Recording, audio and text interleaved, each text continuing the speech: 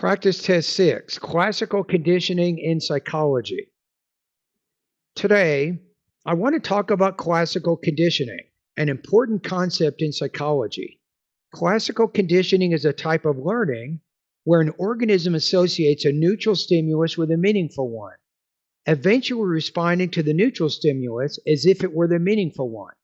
This type of learning helps explain many automatic behaviors. Let me illustrate this through two examples. The first and most famous is Pavlov's dog experiment. Ivan Pavlov, a Russian scientist, noticed that dogs salivated not only when they're given food, but also when they saw the lab assistant who normally fed them. To test this, Pavlov rang a bell each time he gave the dogs food. After many repetitions, the dogs began to salivate when they heard the bell, even if no food followed.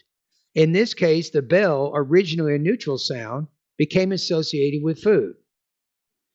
The second example involves human phobias. Suppose a child has a frightening encounter with a dog. Perhaps the dog growls and lunges at them. Later, the child might feel fear even when they see any dog, even a harmless dog. The neutral stimulus, which is simply the sight of a dog, becomes associated with fear. This shows how classical conditioning can influence human emotions and behaviors.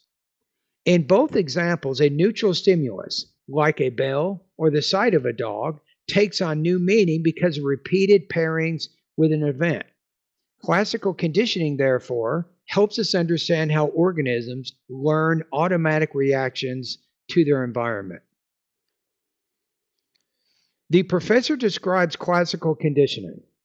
Using the examples from the lecture, explain this concept and how the professor illustrates it.